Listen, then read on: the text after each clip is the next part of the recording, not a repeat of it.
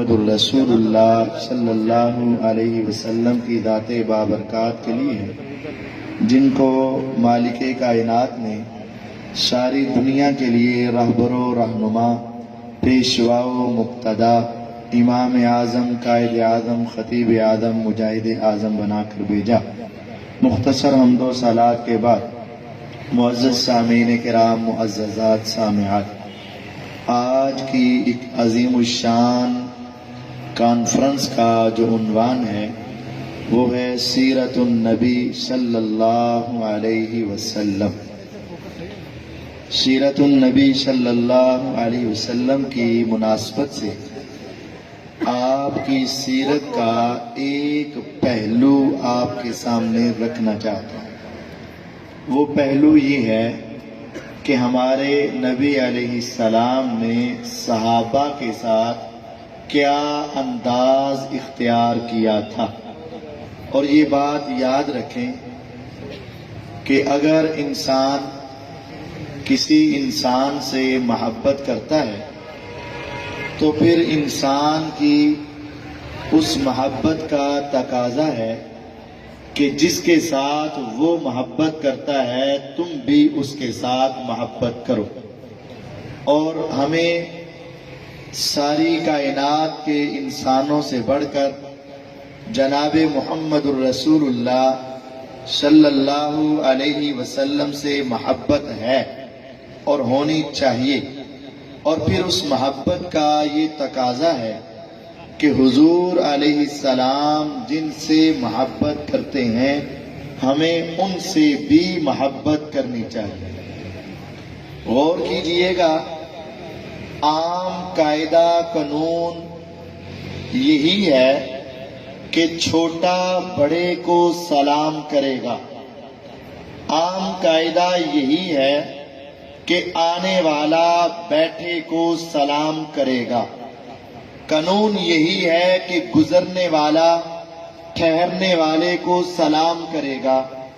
لیکن قرآن مجید فرقان حمید میں ایک مقام پر مولا کائنات نے اپنے حبیب علیہ السلام سے یہ کہا، وَإِذَا جَاءَكَ الَّذِينَ يُؤْمِنُونَ بِآيَاتِنَا فَقُلْ سَلَامٌ عَلَيْكُمْ كَتَبَ رَبُّكُمْ عَلَى نَفْسِهِ الرَّحْمَةِ۔ اے محمد ذیشان صلی اللہ علیہ وسلم، جب آپ کے پاس وہ لوگ آئیں جو ہماری آیات پر ایمان رکھتے ہیں، نبی علیہ السلام کے دور میں یہ آیات پر ایمان رکھنے والے کون تھے؟ صحابہ تھے۔ اے پیغمبر علیہ السلام، جب آپ کے پاس وہ لوگ آئیں جو ہماری آیات پر ایمان رکھتے ہیں، فَقُلْ سَلَامٌ عَلَيْكُمْ، آنے والے وہ ہیں، رکنے والے وہ ہیں، ٹھہرنے والے وہ ہیں۔ لیکن اے پیغمبر علیہ السلام، آپ کو اللہ یہ کہہ رہے ہیں فَقُلْ، آپ نے کہنا ہے سلام علیکم، اے صحابہ تم پر پیغمبر کا سلام ہو۔ صحابہ کو سلام کہنے کا حکم میرے اللہ نے قرآن کے اندر محمد الرسول اللہ صلی اللہ علیہ وسلم کو دیا ہے۔ یہ ان کا مقام، یہ ان کا مرتبہ، یہ ان کی شان، یہ ان کی رفعت اور بلندی ہے۔ اور میرے آقا کی سیرت ہے کہ میرے آقا صحابہ کو بھی سلام کہا کرتے تھے۔ اور سلام کا مطلب یہ ہے، اے تمام صحابہ، اللہ تمہیں آزمائش سے، مصیبت سے، بیماری سے، تکلیف سے اور قیامت کے دن کے عذاب سے محفوظ رکھے، یہ سلام ہے۔ اور پیغمبر علیہ السلام کی یہ سیرت ہے کہ آپ صحابہ کو سلام کہا کرتے تھے۔ اور دوسری آیت کریمہ میں فرمایا، وَلَا تَطْرُدِ الَّذِينَ يَدْعُونَ رَبَّهُمْ بِالْغَدَاةِ وَالْعَشِيِّ يُرِيدُونَ وَجْهَهُ مَا عَلَيْكَ مِنْ حِسَابٍ مِنْ شَيْءٍ۔ یہ آیت تھوڑی سی آواز ہلکی کرو، یہ چیخ نہ مارے۔ وَمَا مِنْ حِسَابِكَ عَلَيْهِمْ مِنْ شَيْءٍ فَتَطْرُدَهُمْ فَتَكُونَ مِنَ الظَّالِمِينَ۔ اے پیغمبر علیہ السلام، اب قرآن کہہ رہا ہے وَلَا تَطْرُدِ الَّذِينَ يَدْعُونَ رَبَّهُمْ بِالْغَدَاةِ وَالْعَشِيِّ۔ اے پیغمبر علیہ السلام، جو صحابہ صبح اور شام اللہ کو پکار رہے ہیں، یریدون وجہ، اور ان کے دل کی کیفیت یہ ہے کہ وہ اللہ کے چہرے کے دیدار کا ارادہ رکھتے ہیں۔ جب وہ آپ کے پاس آئیں، آپ نے کبھی بھی ان کو اپنے سے دور نہیں کرنا، کبھی بھی اپنے سے ہٹانا نہیں ہے، کبھی بھی اپنے سے بھگانا نہیں ہے، کبھی بھی آپ نے نفرت کی نگاہ سے دیکھنا نہیں ہے۔ وَلَا تَطْرُدْ، اے محمد صلی اللہ علیہ وسلم، دنیا کے قانون یہ ہیں، دنیا کے دستور یہ ہیں، دنیا کے نظام یہ ہیں، دنیا کا طریقہ یہ ہے کہ بڑے عہدے والا، بڑا مقام والا، بڑی بلندی والا ذرا غریبوں سے ہاتھ نہیں ملاتا، فقیروں سے ہاتھ نہیں ملاتا، مسکینوں سے تعلق نہیں رکھتا، پھٹے پرانے کپڑے والوں کے ساتھ بیٹھنا پسند نہیں کرتا۔ اے پیغمبر علیہ السلام، اگرچہ آپ کا مقام اس مقام تک آپ کو اللہ نے پہنچایا کہ عرش معلی پر اللہ نے آپ کو بلایا ہے، نبیوں کا سردار بنایا ہے، سارے نبیوں کا امام بنایا ہے، آدم علیہ السلام سے لے کر آخری انسان تک تمام انسانوں کا آپ کو سردار بنایا ہے۔ لیکن جب یہ غریب صحابہ آئیں، فقیر صحابہ آئیں، محتاج صحابہ آئیں، پھٹے پرانے کپڑے والوں آئیں، دنیا کے کنارے کنارے سے آئیں، آقا آپ کی عظمت اپنی جگہ پر، لیکن آپ نے ان کو اپنے قریب بٹھانا ہے۔ فَتَطْرُدَهُمْ، اگر آپ نے اپنے عہدے کو دیکھا، اپنے جلال کو دیکھا، اپنے مقام کو دیکھا، اپنی شان کو دیکھ کر ان کو تھوڑا سا پیچھے کیا، فَتَطْرُدَهُمْ فَتَكُونَ مِنَ الظَّالِمِينَ، کہیں ایسا نہ ہو کہ آپ ان کو پیچھے کریں اور اللہ ناراض ہو کے آپ کو بھی ظالموں میں شامل فرما دے۔ کتنی سخت وعید ہے کہ اگر کوئی شخص صحابہ کو دور کرتا ہے، صحابہ سے نفرت کرتا ہے، صحابہ سے اپنے آپ کو ذرا پھیرتا ہے، تو وہ انسان اللہ کے ہاں ظالموں میں شامل ہو جاتا ہے۔ آئیے، میرے پیغمبر علیہ السلام نے ان آیات کے بعد اپنے صحابہ سے کیا رویہ رکھا۔ ابو بکر، عمر، عثمان، علی، حسنین کریمین اور معاویہ رضی اللہ عنہ، یہ 6 صحابہ بالخصوص اور 2-3 کا بالعموم بڑے اختصار کے ساتھ ذکر کرنا چاہتا ہوں۔ میرے نبی علیہ السلام پر نوجوانوں میں، بڑوں میں سب سے پہلے اسلام لانے والے صحابی کون تھے؟ ابو بکر صدیق رضی اللہ عنہ۔ جب وہ مسلمان ہوئے تو ساری زندگی آپ کے ساتھ اٹیچ ہوئے۔ جب آپ کو 13 سال کے بعد ہجرت کا موقع ملا، ہجرت کا حکم ہوا، صحیح بخاری کی حدیث ہے، اس حدیث کو ذرا دل کی گہرائی سے یاد بھی کیجیے گا اور سمجھیے گا بھی۔ میرے نبی علیہ الصلوۃ والسلام نے ہجرت کا پیغام صحابہ تک پہنچایا تو صحابہ ایک ایک کر کے ہجرت کرنے لگے۔ عمر رضی اللہ عنہ ہجرت کر گئے اور باقی صحابہ بھی جا رہے ہیں، لیکن جب قربان جاؤں ابو بکر صدیق رضی اللہ عنہ آئے نا، آقا اگر آپ کی اجازت ہو تو میں بھی چلا جاؤں؟ فرمایا ابو بکر رک جا، اے ابو بکر رک جا، تجھے میں اکیلا نہیں جانے دوں گا اور میں بھی اکیلا نہیں جاؤں گا۔ ابو بکر رضی اللہ تعالیٰ رک گئے۔ پھر نبی علیہ السلام کو ہجرت کا حکم ہوا کہ آپ بھی چلیں۔ میرے پیغمبر علیہ السلام دوپہر کے وقت جب چلچلاتی دھوپ تھی، آپ اس وقت کبھی کسی کے گھر میں نہیں جاتے تھے، آپ اس وقت وہ پیغام لے کر ابو بکر رضی کے گھر میں گئے۔ آپ کی بیٹی ابو بکر رضی کی بیٹی آپ کے پاس موجود تھی۔ نبی علیہ السلام کہنے لگے، اے ابو بکر ذرا راز کی بات کرنی ہے، اس بیٹی کو ذرا باہر بھیج دے۔ میرے ابو بکر صدیق کہتے ہیں، آقا یہ میری بیٹی تو آپ کی بیٹی کی طرح ہے، آپ کو اس کے راز کے افشا کی کوئی پریشانی نہیں ہوگی، آپ بات کیجئے گا۔ آپ نے فرمایا ابو بکر مجھے ہجرت کا حکم ہوا ہے۔ ابو بکر رضی اللہ عنہ فوراً کیا کہتے ہیں، الصحبۃ یا رسول اللہ، اے اللہ کے رسول صلی اللہ علیہ وسلم آپ اکیلے جائیں گے یا میں بھی جاؤں گا؟ میرے آقا نے کہا ابو بکر میں اکیلا نہیں جاؤں گا، میں تجھے ساتھ لے کر جاؤں گا۔ جب ابو بکر رضی اللہ عنہ نے یہ سنا کہ حضور مجھے اپنے ساتھ لے کر جائیں گے، فبکا ابو بکر، اس خوشی کی وجہ سے ابو بکر رضی اللہ عنہ رونے لگ پڑے۔ اسماء بنت ابی بکر کہتی ہیں، کعبے کے رب کی قسم میں نے زندگی میں لوگوں کو غم کی وجہ سے روتے تو دیکھا تھا، لیکن زندگی میں پہلی مرتبہ اگر میں نے کسی کو خوشی کی وجہ سے روتے دیکھا ہے تو وہ ابو بکر صدیق رضی اللہ عنہ۔ نبی علیہ السلام نے ان کو ساتھ لیا، آقا ان کے ساتھ، وہ ان کے ساتھ۔ جب آپ کے سور کے غار میں پہنچے، پھر وہاں نبی علیہ السلام جب اندر پہنچے، حضور آپ پہنچے، ابو بکر صدیق پہنچے رضی اللہ تعالی عنہ، اور وہ مشرکین آپ کو تلاش کرتے کرتے کہاں پہنچے؟ وہ بھی غار کے منہ تک پہنچ گئے۔ ابو بکر رضی اللہ رونے لگ پڑے، ابو بکر رونے لگ پڑے۔ فبکا ابو بکر، صحیح بخاری میں ابو بکر رضی اللہ روئے۔ فرمایا ابو بکر کیا ہوا؟ کہا اگر انہوں نے اپنے قدم کی طرف دیکھ لیا یا ایک پاؤں آگے بڑھا دیا تو یہ ہمیں دیکھ لیں گے۔ اس وقت آپ نے فرمایا ما ظنک یا ابا بکر اثنین ثالثہم اللہ۔ ابو بکر تیرا خیال ہے، تیری کیا سوچ ہے، تو کیا سمجھتا ہے؟ وہ دو اگر ہم ہیں تو ہمارا تیسرا کون ہے؟ اللہ ہے۔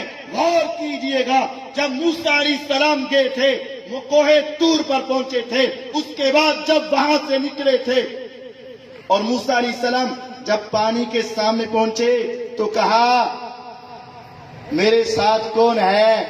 اللہ۔ تو ادھر بھی میرے نبی علیہ السلام نے کہا میرے اور ابو بکر کے ساتھ کون ہے؟ تیسرا اللہ ہے۔ جب آپ نے یہ کہا تو اس وقت ابو بکر صدیق رضی اللہ عنہ رونا چپ کیا۔ پھر ابو بکر رضی اللہ عنہ ساتھ نکلے، پھر ساری زندگی گزارتے گئے۔ ایک دن یہ بات بھی آئی کہ میرے ابو بکر صدیق رضی اللہ عنہ روتے ہوئے نبی علیہ السلام کے پاس آئے۔ ابو بکر رضی اللہ عنہ کو روتا دیکھ کر میرے پیغمبر علیہ السلام غصے میں آ گئے، ابھی آ کر بیٹھے ہی تھے تو پوچھا کیا ہوا؟ کہا عمر مجھ سے ناراض ہوئے۔ صحیح بخاری کی حدیث ہے، عمر رضی اللہ عنہ کیوں ناراض ہوئے؟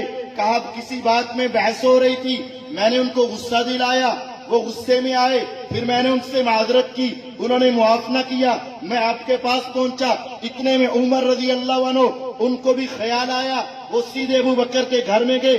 ابو بکر رضی اللہ عنہ وہاں نہ تھے، وہ پہچان گئے ابو بکر اگر گھر میں نہیں ہے تو کہاں ہوں گے؟ میرے پیغمبر کے پاس ہوں گے۔ وہ بھی مسجد میں آئے، وہاں ابو بکر بھی بیٹھے ہیں، وہاں عمر بھی آ گئے، وہاں میرے آقا بھی موجود ہیں۔ میرے نبی علیہ السلام نے کہا اے ابو بکر بات بتا کیا ہوئی؟ میرے ابو بکر نے دوبارہ بتائی۔ عمر کہنے لگے اے پیغمبر علیہ السلام میں ابو بکر کو معاف کرتا ہوں۔ فرمایا ابو بکر عمر سن لو، ایک وقت تھا جب میں دنیا میں آیا تھا، میں نے نبوت کا اعلان کیا تھا، سارے مکے والوں نے مجھے غلط کہا تھا، ابو بکر نے سچا کہا تھا، دنیا تکلیف دیتی تھی، ابو بکر غمخوار تھا۔ فہل انتم تارکونی صاحبی، لوگوں آج کے بعد میرا واسطہ ہے، میں تمہیں کہتا ہوں میں محمد کی خاطر میرے صحابی ابو بکر سے کبھی ناراض نہ ہوا کرو صلی اللہ علیہ وسلم۔ اس کے بعد کبھی ایک صحابی بھی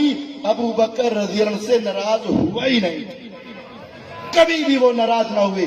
میرے نبی علیہ السلام نے ابو بکر کے ساتھ بڑی محبت کی، اور پھر جب آخری وقت آیا آپ نے اپنا آخری خطبہ دینے کے لیے ممبر پہ بیٹھے، آپ نے کہا اللہ تعالیٰ نے ایک بندے کو اختیار دیا تھا، وہ دنیا میں رہے یا اللہ کے پاس جائے، اس نے اللہ کے پاس جانا پسند کر لیا۔ جب وہ آپ نے یہ کہا ابو بکر رضی اللہ عنہ رو پڑے۔ صحابہ نے دیکھا اس بوڑھے آدمی کو کیا ہوا، اللہ نے بندے کو اختیار دیا، وہ دنیا میں رہے یا جنت میں جائے، تو جنت میں جانا تو اعلیٰ ہے، اس بوڑھے کو کیا ہوا؟ جب میرے آقا نے اپنے اس یار غار کو دیکھا، میرے نبی علیہ السلام نے اپنے ابو بکر کو دیکھا جو ہجرت کا ساتھی تھا، غار ثور کا ساتھی تھا، سفر کا ساتھی تھا، مکے مدینے کا ساتھی تھا، میرے آقا تڑپ اٹھے، فرمایا لوگوں سن لو، سدو انی کل خوخا الا خوخۃ ابی بکر۔ ہاں مسجد نبوی کی طرف جتنے دروازے کھل رہے ہیں سارے دروازے بند کر دیے جائیں، کسی کے گھر کا دروازہ آج کے بعد مسجد نبوی کی طرف نہیں کھلے گا۔ اگر کھلے گا تو صرف ایک دروازہ ابو بکر کا کھلے گا. پھر آپ نے فرمایا لوگوں سن لو مال احد عندنا ید الا قد کافینا. میرے اوپر جس نے احسان کیا, جس نے میرے ساتھ اچھا سلوک کیا, مکے کی وادی ہو, مدینے کی بستی ہو, احد کا میدان ہو, خندق کا میدان ہو, جس نے میرے اوپر احسان کیا تھا, میں محمد صلی اللہ علیہ وسلم نے ہر ایک کے احسان کا بدلہ چکا دیا ہے. کسی نے مال دیا تو میں نے مال دیا, کسی نے محبت دی تو میں نے محبت کی. جیسے جیسے احسان کیا میں نے سب کے احسان کا بدلہ چکا دیا ہے. صرف ایک ایسی ہستی ہے جس کے احسان کا بدلہ میں محمد چکا نہیں سکا ہوں صلی اللہ علیہ وسلم. وہ کون ہے؟ وہ یہ ابو بکر ہے. اس کے احسان کا بدلہ روز قیامت میرا اللہ ہی ادا کرے. پھر آپ نے نبی علیہ السلام نے اپنی واعظ و نصیحت کو جاری رکھا. پیغمبر علیہ السلام ابو بکر رضی اللہ عنہ کے ساتھ بڑی محبت کرتے تھے. عمر رضی اللہ عنہ کے ساتھ بھی آپ کا بڑا پیار تھا. آپ کو خواب میں نظر آتے تو عمر رضی اللہ عنہ, آپ کہتے ہیں میں نے خواب میں مجھے دودھ کا پیالہ پیش کیا گیا, میں نے پیا, خوب پیا, خوب پیا, خوب پیا, جو اس سے بچ گیا میں نے عمر کو عطا کیا رضی اللہ تعالیٰ عنہ. صحابہ پوچھتے ہیں اس پیالے کا مطلب کیا ہے؟ فرمایا میرے بعد اگر کسی کو سب سے بڑھ کر دین کا علم, شریعت کا علم ہوگا تو عمر رضی اللہ عنہ ہوں گے. آپ نے فرمایا میں نے لوگ دیکھے جن کے جسم پہ قمیض ہے, کسی کی سینے تک, کسی کی ناک تک, کسی کی ٹخنوں تک, لیکن میں نے کیا دیکھا؟ عمر کا پورا وجود زمین پر اس کی قمیض رگڑ رہی ہے, گھسٹ رہی ہے. پوچھا اس قمیض کا مطلب کیا ہے؟ فرمایا لوگوں اس قمیض سے مراد عمر کا ایمان ہے. میرے نبی علیہ الصلوۃ والسلام عمر رضی اللہ عنہ کے ساتھ بھی بے پناہ محبت کیا کرتے تھے. آپ کی زبان سے اکثر یہ کلمہ نکلتا دخلت انا و ابو بکر و عمر, آئے میں ابو بکر اور عمر, گئے میں ابو بکر اور عمر, ایمان لائے میں ابو بکر اور عمر. اور آپ کو اتنا پیار تھا کہ آپ ان کے تذکرے ہمیشہ کرتے تھے. آپ نے ایک مرتبہ ایک حدیث بیان کی, فرمایا ایک وقت آئے گا قیامت کے قریب ایک چرواہا بکریاں چرا رہا ہوگا اور ایک بھیڑیا آئے گا اور بھیڑیا اس کی بکری کو پکڑ کر لے جائے گا, یہ اس کے پیچھے بھاگے گا اور بھیڑیا اس بندے سے کلام کرے گا. صحابہ دیکھنے لگے کیا بھیڑیا بھی انسانوں سے بات کرے گا؟ فرمایا لوگوں سن لو میں بھی اس بات پہ ایمان رکھتا ہوں, ابو بکر بھی اس بات پہ ایمان رکھتے ہیں, عمر بھی اس بات پہ ایمان رکھتے ہیں. مجھے یقین ہے کہ جو میں نے کہہ دیا عمر اس کو مان کے رہیں گے, کبھی اس کا انکار نہیں کریں گے. نبی علیہ السلام کی حضرت عثمان رضی اللہ عنہ کے ساتھ بھی بڑی بے پناہ محبت تھی اور بڑا خاص تعلق تھا. آپ جانتے ہو, اور خصوصاً بیٹیاں والے تو جانتے ہی ہیں, بیٹیاں کتنی پیاری ہوتی ہیں. اور بیٹی کا نکاح کرنا ہو, بھائیوں کو بھی بسا اوقات ناراض کر دیا جاتا ہے, بہنوں کو بھی ناراض کر دیا جاتا ہے. میں اپنی بیٹی تیرے بیٹے کو نہیں دے سکتا, میں اپنی بیٹی تیرے گھر میں نہیں بھیج سکتا, تم میرے بھائی ضرور ہو, تم میری بہن ضرور ہو, لیکن میں نے اپنی بیٹی کا بھی تو خیال رکھنا ہے. ذرا تصور کیجئے گا جب دو جہانوں کے سردار محمد الرسول اللہ صلی اللہ علیہ وسلم نے اپنی بیٹی کا نکاح کرنا تھا تو آپ کی نظر انتخاب بنو امیہ پہ پڑی تھی. پہلی بیٹی کا نکاح بھی بنو امیہ کے گھر میں سیدہ زینب کا کیا تھا.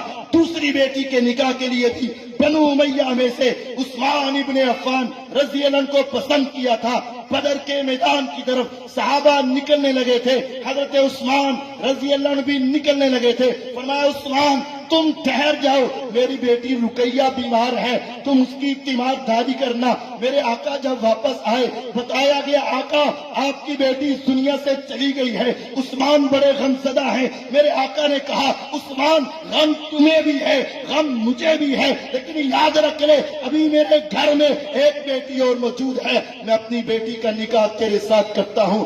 ذرا دل کو تھام کے بتائیے گا, اگر تمہارا ایک دماد ہو, اگر وہ انسان تمہارے ساتھ ظلم کرتا ہو, زیادتی کرتا ہو, ناانصافی کرتا ہو, تنگ کرتا ہو, پریشان کرتا ہو, تم اپنی پہلی بیٹی کو بھی اپنے گھر میں بٹھا لیتے ہو یا بڑی مشکل سے بساتے ہو. کبھی ایسا نہیں ہوا کہ اس نے تمہیں تنگ کیا ہو, تم نے دوسری بیٹی کا رشتہ دیا ہو, دوسری بیٹی کا نکاح اسی وقت کرتے ہو جب تم اس کے ساتھ دل و جان سے محبت کرتے ہو اور احترام کرتے ہو. میرے آقا علیہ السلام نے دو بیٹیوں کا نکاح حضرت عثمان رضی اللہ عنہ سے کیا. پھر آپ نے ایک مرتبہ ان کو بلایا اور یہ حدیث صحیح بخاری میں موجود ہے.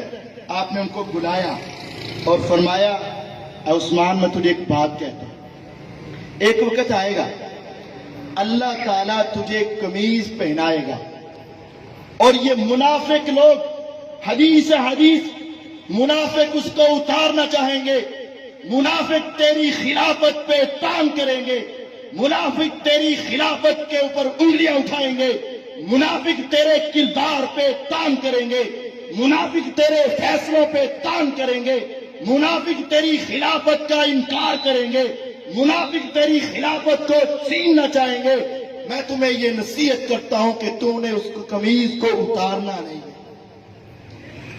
پھر پیغمبر علیہ السلام صحابہ کو وعظ و نصیحت کر رہے تھے تو صحابہ کے چہرے آپ کی طرف، آپ کا چہرہ ان کی طرف. آپ نے فرمایا میرے صحابہ جب فتنوں کا دور ہوگا نا تو اس موقع پر وہ انسان حق پر ہوگا. اب صحابہ کی فوراً گردنیں مڑی اور انہوں نے مڑ کر دیکھا. اب قربان جاؤں ان صحابہ پر. اب آپ کے اشارے میں ہو سکتا ہے کہ پیچھے 2-3 افراد بھی ہوں اور سمجھنے والوں کو غلطی لگ جائے، یا اتنی دیر میں حضرت عثمان گزر جاتے یا وہ پیچھے ہٹ جاتے، کچھ بھی ممکن تھا. ایک صحابی جلدی سے اٹھے، تیزی سے پیچھے گئے. حضرت عثمان رضی اللہ عنہ نے ایک چادر پہنے رکھی تھی، انہوں نے آپ کو پکڑا، چہرہ آپ کی طرف کیا، کہا آقا کیا اسی کے بارے میں گارنٹی ہے فتنوں کا دور ہوگا، دنیا تان کرے گی، دنیا آوازیں کسے گی، دنیا الزام لگائے گی، آپ یہی کہہ رہے ہیں کہ اس وقت یہ حق پر ہوگا؟ فرمایا ہاں میں محمد صلی اللہ علیہ وسلم وحی کے ذریعے بتاتا ہوں کہ فتنوں کے دور میں میرا عثمان حق کے اوپر قائم ہوگا. میرے نبی علیہ السلام نے ان کے بھی یہ فضائل بیان کیے. سیدنا علی المرتضی رضی اللہ تعالیٰ عنہ، ان کے ساتھ بھی آپ کی بے پناہ محبت تھی. ان سب سے محبت کرنا میرے آقا کی سیرت اور سنت ہے، اور ان حدیثوں کو ماننا میرے آقا کا عقیدہ اور منہج ہے. میرے پیغمبر علیہ السلام نے حضرت علی المرتضی رضی اللہ عنہ کے ساتھ بھی محبت کا اظہار کم یا ابا تراب کے ساتھ بھی کیا تھا. آپ اپنی بیٹی کے گھر میں گئے، حضرت علی رضی اللہ عنہ گھر میں نہیں ہیں. آپ نے پوچھا اے فاطمہ، اے میری لختے جگر، تیرے چچا کا بیٹا کدھر گیا؟ کہنے لگی میری اس کے ساتھ کوئی تھوڑی سی ناراضگی ہوئی اور وہ گھر سے چلے گئے. میرے نبی علیہ السلام باہر نکلے، صحابہ کو کہا تلاش کرو. ایک نے آ کر بتایا مسجد میں زمین پر مٹی پر لیٹے ہوئے. اب یہاں ایک انداز یہ ہو سکتا تھا، آپ کہتے بلاؤ اس کو، لے کر آؤ میرے پاس، کیوں ناراض ہوا وہ؟ آپ نے یہ نہیں کہا، آپ نے 2-4 برے الفاظ نہیں کہے. آپ نے فرمایا صحابہ تم پیچھے ہٹ جاؤ.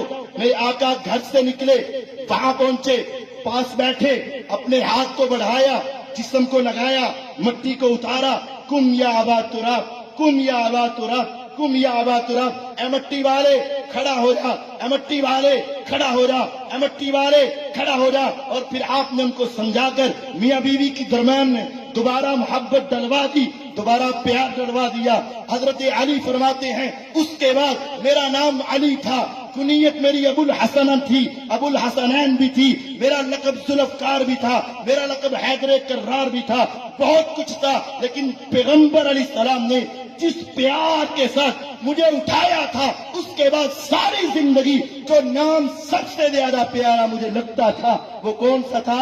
ابو تراب رضی اللہ عنہ. آپ کو پیار تھا اس سے.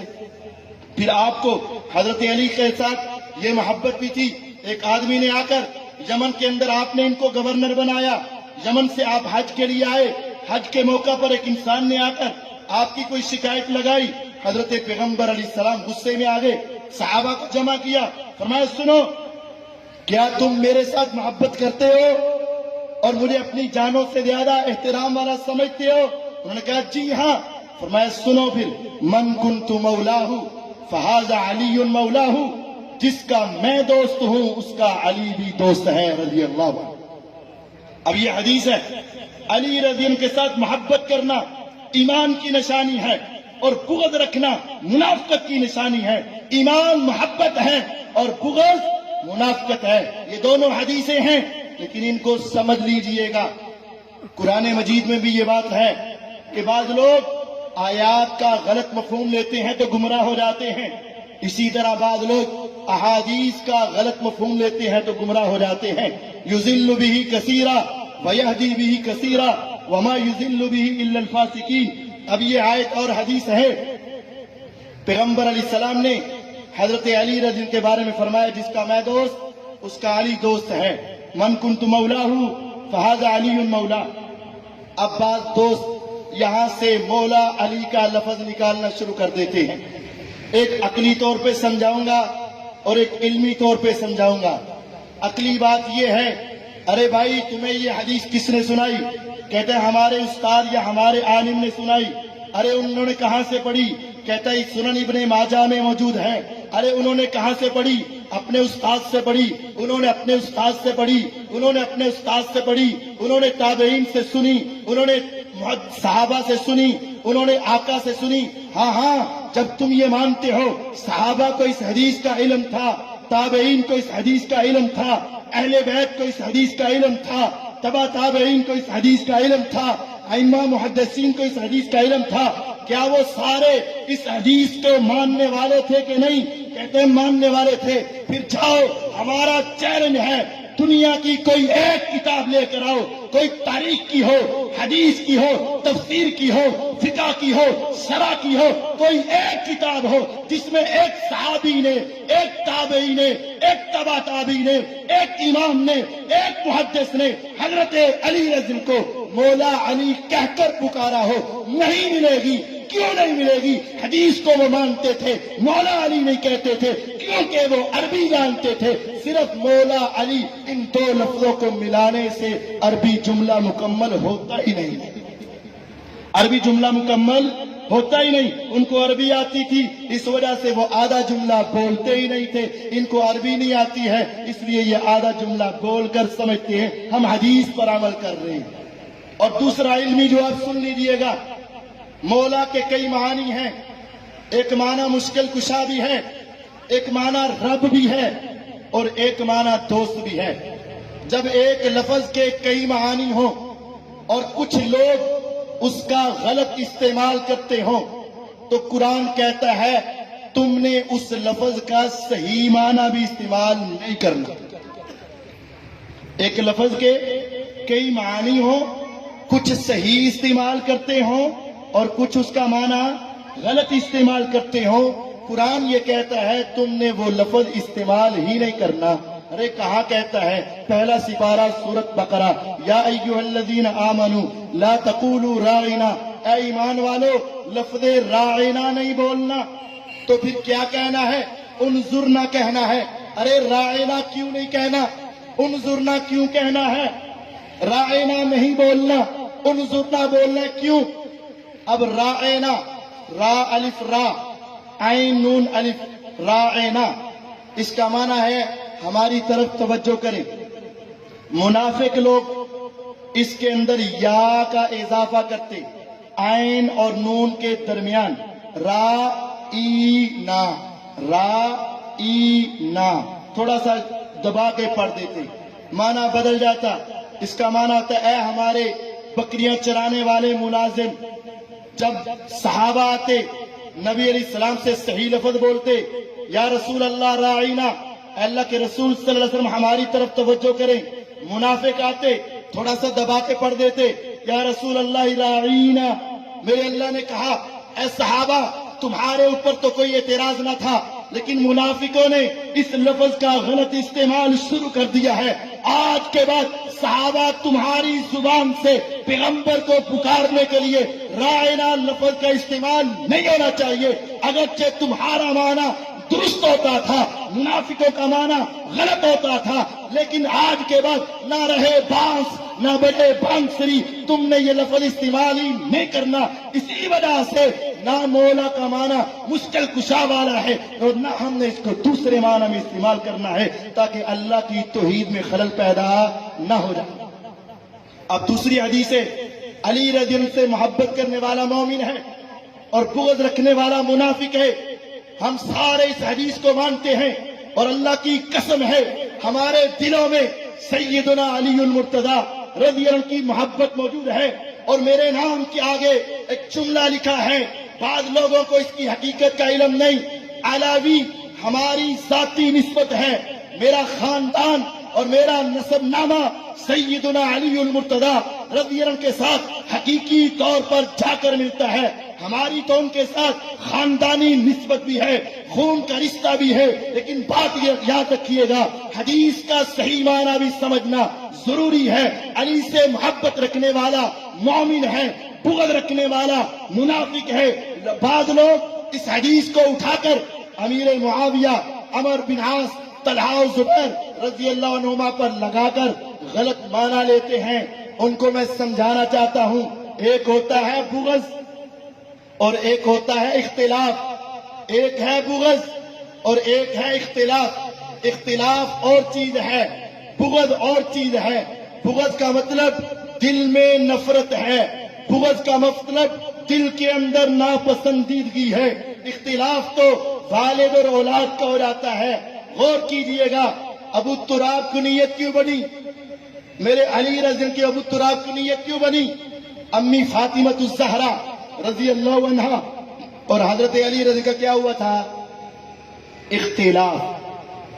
اب اختلاف کے اوپر وہ حدیث لگ سکتی نہیں. علی سے محبت رکھنے والا مومن اور بغض رکھنے والا منافق, ہم کہیں گے اختلاف ہوا ہے, بغض نہیں. ہم کہیں گے اختلاف ہوا ہے, بغض نہیں. میرے نبی علیہ الصلوۃ والسلام کے جانے کے بعد ابو بکر رضی اللہ عنہ اور حضرت علی رضی کا 6 مہینے ہوا اختلاف. اختلاف ہے, بغض نہیں.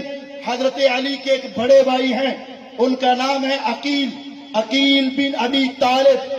جب ان کا آپس میں ہوا اختلاف, حضرت عقیل آگے حضرت معاویہ رضی اللہ عنہ کے گھروں میں, حضرت علی گئے ان کے مقابلے میں. دونوں ایک دوسرے کے آمنے سامنے ہیں, بھائی بھائی کا ہوا ہے اختلاف, لیکن بغض نہیں ہے. اگر کوئی انسان اختلاف کا معنی بغض کرے گا, پھر اس کے نزدیک نعوذ باللہ امی فاطمہ الزہرا کے بارے میں کیا کہے گا, حضرت عقیل کے بارے میں کیا کہے گا؟ اٹھاؤ صحیح بخاری کو, حضرت علی اور حضرت عباس رضی اللہ عنہ کا آپس میں ہوا کیا؟ اختلاف.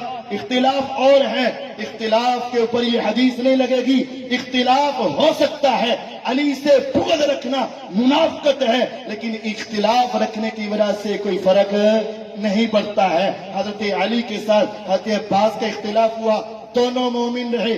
حضرت علی کے ساتھ امی فاطمہ الزہرا رضی اللہ عنہ کا اختلاف ہوا, دونوں مومن رہے. حضرت علی کے ساتھ حضرت عقیل کا بھائی کا اختلاف ہوا, دونوں مومن رہے. جب ان کے اختلاف کے باوجود یہ سارے مومن ہیں, تو حضرت علی کا حضرت معاویہ کے ساتھ اختلاف ہوا تو دونوں مومن ہی رہتے ہیں, کسی پر منافقت کا فتویٰ نہیں لگے گا.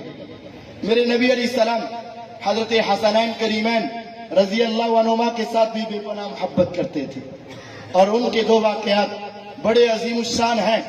سنن نسائی کی روایت ہے, میرے نبی علیہ السلام نے نماز پڑھائی. آقا عام طور پر یہ کہتے ہیں, اے میرے صحابہ نماز پڑھاؤ تو ہلکی پڑھاؤ, قیام رکوع سجدہ تشہد ہلکا کرو. ایک مرتبہ معاذ رضی اللہ عنہ نے نماز پڑھائی, لمبی نماز پڑھا دی, سورہ بقرہ شروع کر لی. ایک انسان نے پیچھے سے نماز توڑی اور توڑ کے اپنی نماز پڑھ کے چلا گیا. لوگوں نے اس پر اعتراض کیا, اس نے آ کر آپ کو شکایت لگائی. نبی علیہ السلام غصے میں آ گئے, معاذ کو بلا لیا. افتان انت یا معاذ, اے معاذ تو فتنہ ڈالنا چاہتا ہے, نماز ہلکی پڑھایا کر. آپ کا حکم نماز ہلکی. لیکن آج کیا ہوا؟ سنن نسائی کی حدیث, نبی علیہ السلام نے نماز پڑھائی, صحابہ پیچھے پڑھ رہے, آپ سجدے میں گئی, سجدہ لمبا ہوا اور لمبا ہوا, خوب لمبا ہوا, بہت ہی لمبا ہوا. حتیٰ کہ ایک صحابی کہتے ہیں میری تو جان پہ بن گئی, مجھ سے برداشت نہ ہوا. ہر انسان کی ہمت الگ الگ ہے. وہ کہتے ہیں میرے دل میں خیالات اور وسوسے آئے, کہیں ایسا نہ ہو کہ میرے آقا اس دنیا سے چلے گئے ہوں, کہیں ایسا نہ ہو کسی دشمن نے حملہ کر دیا ہو, کہیں ایسا نہ ہو کسی چیز نے آپ کو کاٹ لیا ہو. میرے دل میں خیالات آئے, مجھ سے برداشت نہ ہوا, میں نے سر سجدے سے اٹھا دیا. جب اٹھا کر آپ کو دیکھا تو پھر رکھ دیا. میں نے کہا اب خیر ہے. میرے آقا نے پھر نماز پڑھائی, سلام پھیرا, صحابہ نے آپ کی طرف دیکھا، آپ داناؤں کے دانا تھے، حکیموں کے حکیم تھے، عقل مندوں کے عقل مند تھے. آپ نے صحابہ کی طرف دیکھا تو پہچان گئے یہ سوال کرنا چاہیں گے. آپ نے خود ہی بتا دیا، اے میرے صحابہ میں نے تمہیں یہ بتایا ہوا ہے نماز ہلکی پڑھاؤ، لیکن آج کیا ہوا تھا، جب میں نے سر سجدے میں رکھا تھا تو میرا یہ نواسا حسن رضی اللہ عنہ یا حسین رضی اللہ عنہ یہ آ کر میری کمر پہ چڑھ گیا تھا. آپ گھر میں نماز پڑھے نا کبھی تو چھوٹے بچے کمر پر چڑھ جاتے ہیں سجدے میں. آپ نے فرمایا میں نے سوچا اگر میں اٹھا تو یہ گر جائے گا اور ہو سکتا ہے کہ اس کا جی چاہتا ہو کہ میں بیٹھا رہوں. تو پیغمبر علیہ السلام کہتے ہیں میں نے کہا تو اپنی مرضی سے اترے گا تو تب پیغمبر اپنا سر سجدے سے اٹھائے گا. جب وہ نواسہ رسول صلی اللہ علیہ وسلم اپنی مرضی سے اترے تھے پھر میں نے اپنا سر اٹھایا تھا. آپ نے فرمایا میرے سجدے کے لمبے کرنے کی وجہ میرے بیٹے نواسے کی محبت میرے اوپر آ گئی تھی. میرے نبی علیہ السلام ان کو اپنی گود میں بٹھاتے، اپنی رانوں پہ بٹھاتے، حسن ادھر ہوتے، حسین ادھر ہوتے. اللہم انی احبہما، اے میرے مالک تو دیکھ رہا ہے میں ان دونوں سے محبت کرتا ہوں. فاحبہما، اے اللہ تو بھی ان سے محبت تو کر دے. واحب من یحبہما، اے اللہ جو جو دنیا کے کسی کونے علاقے میں رہنے والا ان سے محبت کر دے، خدایا تو ان کے ساتھ بھی اپنی محبت کو نازل فرما. ہمارے دلوں میں حسنین کریمین رضی اللہ عنہما کی محبت ہے اور ان سے محبت کرنا میرے آقا کی سیرت ہے، میرے آقا کی سنت ہے. ہمارے دلوں میں ان کی محبت ہے اور ہمیں یقین ہے کہ ہمارا اللہ بھی اس وجہ سے ہمارے ساتھ محبت کرتا ہے. حضرت حسن رضی اللہ عنہ جمعے والے دن لمبی سی قمیض پہن کر غسل کر کے نہا دھو کے اپنے نانا کا خطبہ سننے کے لیے آئے. میرے نبی علیہ السلام جمعہ پڑھا رہے ہیں، صحابہ سن رہے ہیں، آپ سنا رہے ہیں، آپ ان کی طرف متوجہ ہیں، وہ آپ کی طرف دیکھ رہے ہیں. اچانک آپ نے منبر چھوڑا، نیچے اترے، صحابہ کو کراس کیا، تیزی سے پیچھے گئے. صحابہ حیران ہوئے، اے پیغمبر علیہ السلام کیا معاملہ پیش آیا؟ منبر سے اتر گئے، خطبے کو چھوڑ دیا، صحابہ کو کراس کیا، پیچھے گئے. صحابہ نے دیکھا تو آپ نے حضرت حسن رضی اللہ کو اٹھایا، اپنے سینے سے لگایا، منبر پہ لا کے بٹھایا. پھر اپنے صحابہ سے فرمایا انما اموالکم واولادکم فتنہ. رب تعالیٰ نے سچ کہا ہے، مال اور اولاد تمہارے لیے آزمائش بن جاتی ہے. اے میرے صحابہ میں تمہیں درس دے رہا تھا، خطبہ سنا رہا تھا، تمہیں نہیں پتا، لیکن میرا یہ نواسا، میرا یہ پھول جب آیا تو قمیض ذرا لمبی تھی، کبھی گرتے تھے، کبھی اٹھتے تھے، کبھی گرتے تھے، کبھی اٹھتے تھے. مجھ سے برداشت نہ ہوا اور میں نے ان کو اٹھایا اور لا کر یہاں تمہارے سامنے بٹھا دیا ہے. اور اب میں تمہیں ایک بات بتاتا ہوں. نبی علیہ السلام نے ایک عظیم الشان بات بتائی. فرمایا ان ابنی ھذا سید، میرا یہ بیٹا بڑا ہو کر سردار بنے گا. لعل اللہ ان یصلح بہ بین فئتین عظیمتین من المسلمین. اہلا سہلا مرحبا. ہم اپنے قائدین کے آنے پر ان کو خوش آمدید کہتے ہیں.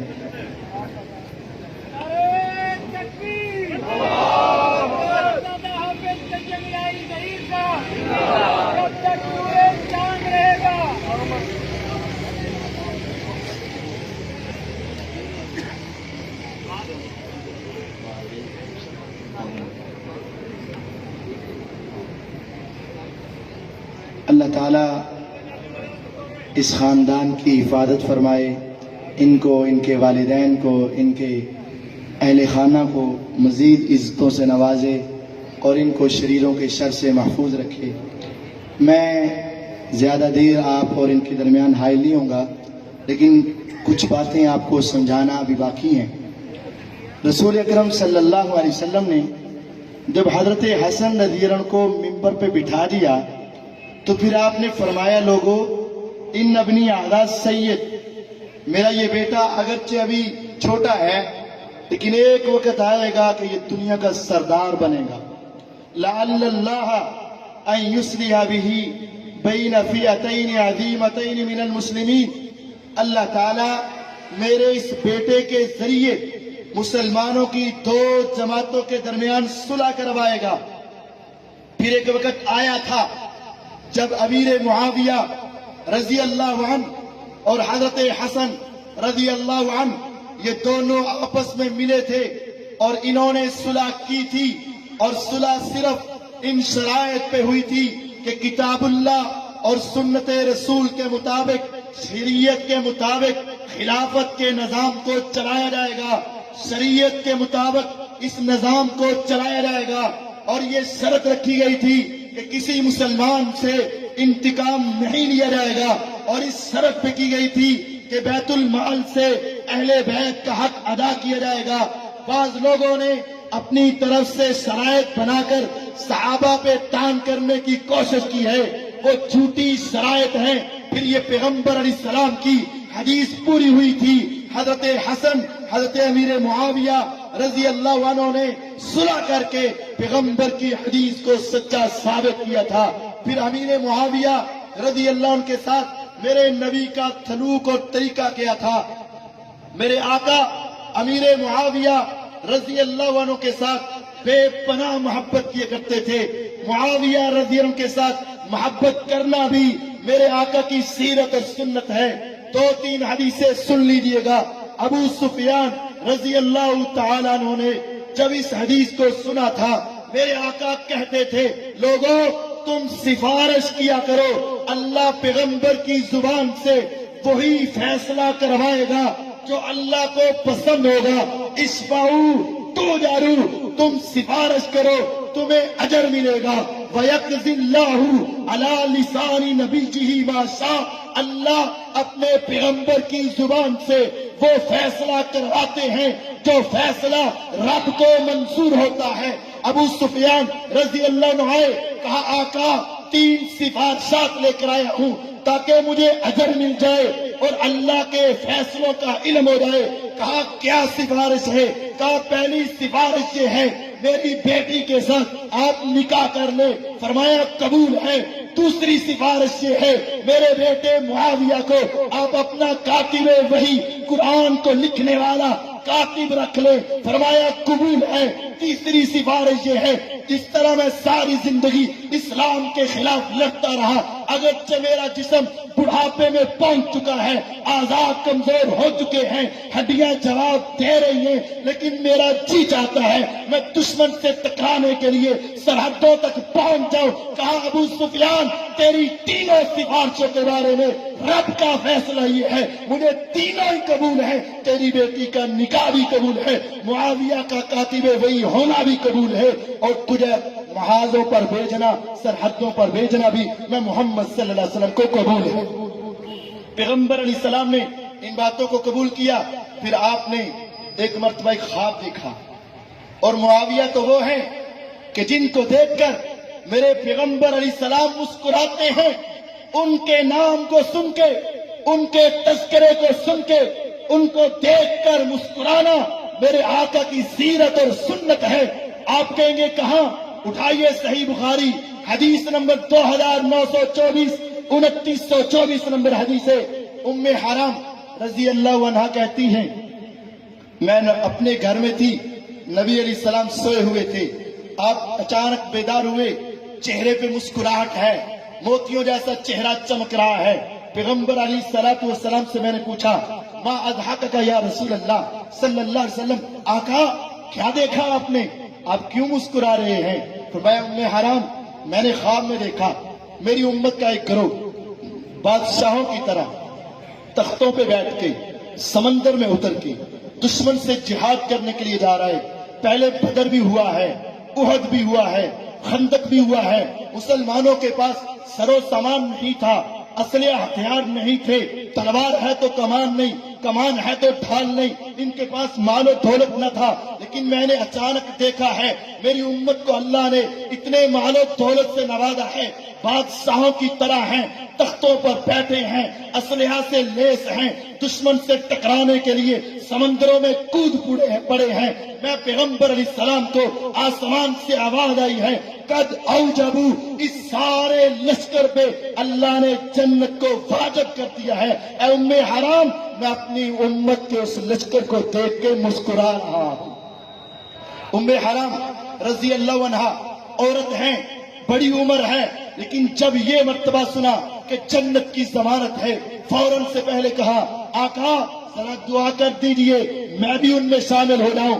کیا عظمت ہے، کیا مقام ہے، کیا خوشی کا مرتبہ اور مقام ہوگا۔ ام حرام نے جب یہ دعا کروائی، آقا نے دعا کی، آسمان سے وحی آئی، کہا انت منہم، ام حرام جاؤ، میں تمہیں بتا دیتا ہوں، تو بھی اس لشکر میں شامل ہو کے جنت کی مہمان بن جائے گی۔ ان کی خوشی کی انتہا نہ رہی، میرے آقا دوبارہ سو گئے۔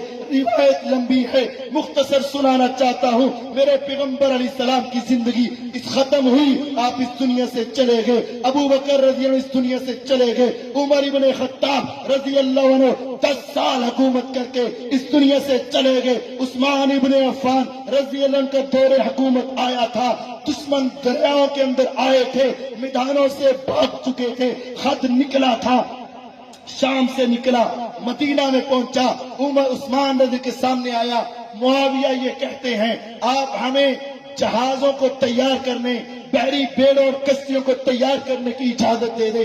کہا میں تمہیں اجازت نہیں دینا چاہتا، پھر اصرار کر کے اجازت مانگی تھی۔ ہمارا جی یہ چاہتا ہے کہ یہ رومی خنڈے ہمارے علاقوں پر پیچھے سے پانی کے ذریعے سے آ کر دشمن ہمارے اوپر حملہ کرتے ہیں، ہم ان کا مقابلہ کرنا چاہتے ہیں۔ پھر آخر اجازت مل گئی تھی۔ دنیا کے اندر اعلان ہوا جتنے تراک ہیں، جتنے بڑے بڑے ماہرین ہیں، وہ سارے دنیا کے کناروں سے آئے۔ آج ہم نے رومیوں سے جنگ کرنی ہے۔ مسلمان جمع ہوئے تھے۔ پھر اس مقام پر ام حرام رضی اللہ عنہا بڑھاپے کے عالم میں اپنے خاوند عبادہ بن صامت رضی اللہ عنہ کے ساتھ مدینے سے نکلی تھی، شام میں پہنچی تھی، دمشق میں آئی تھی، امیر معاویہ رضی کے سامنے پہنچی تھی، کہا میں بھی میدان جہاد میں جانا چاہتی ہوں۔ امیر معاویہ رضی اللہ عنہ نے کہا اماں عورتیں میدان میں جایا کرتی تھی، لیکن اب تو یہ تو سمندر کا جہاد ہے اور تم ویسے بوڑھی ہو چکی ہو۔ ان عورتوں کا کام یہ تھا کہ وہ مرہم پٹی کیا کرتی تھی، مجاہدین کے لیے کھانا بنایا کرتی تھی۔ اب تم بوڑھی ہو چکی ہو، نہ مرہم پٹی کر سکتی ہو، نہ تم کھانا بنا سکتی ہو، اور ہم نے جانا جو ہے وہ تو سمندر میں ہے۔ بوڑھی اماں تو وہاں جا کر کیا کرے گی؟ اس نے کہا بیٹا تیری ساری باتیں اپنی جگہ پر ہیں، میرے اعضاء کمزور ہو چکے، میری کمر جھک چکی ہے، میں کام نہیں کر سکتی، میں مجاہدین کے کھانے نہیں بنا سکتی، لیکن میری حدیث کو تو سن لے۔ آقا میرے گھر میں جب لیٹے تھے میں نے ان کو دیکھا تھا، مسکرا کے اٹھے تھے، میں نے ان سے پوچھا تھا، آپ نے مجھے بتایا تھا میری امت کا وہ لشکر جو بحری جہازوں پہ نکل کے دشمن سے ٹکرائے گا ان پہ جنت واجب ہو چکی ہے۔ میں نے کہا تھا آقا میرے لیے دعا کرتے، آقا نے کہا تھا تو ان میں شامل ہے۔ اے اس معاویہ تم کس طریقے سے مجھے روک سکتے ہو؟ معاویہ کہتے ہیں اماں تیری بات حق ہے، کوئی جائے نہ جائے تو ضرور جائے گی۔ پھر وہ قافلہ نکلا تھا، ام حرام ساتھ تھی، حضرت معاویہ اس کے سپہ سالار تھے، اور اس پورے قافلے پر جنت واجب ہو چکی تھی، اور ان کے سپہ سالار کا نام معاویہ رضی اللہ تعالی عنہ تھا۔ نبی علیہ الصلوۃ والسلام ان کے ساتھ بے پناہ محبت کرتے، آپ عام صحابہ سے بھی بہت محبت کرتے تھے۔ ہمیں بھی چاہیے کہ ہمیں تمام صحابہ کا ادب، احترام، عقیدت اور محبت یہ پیغمبر کی سیرت اور سنت ہے۔ اللہ تعالیٰ مجھے اور آپ کو عمل کرنے کی توفیق عطا فرمائے۔ وآخر دعوانا الحمدللہ رب العالمین۔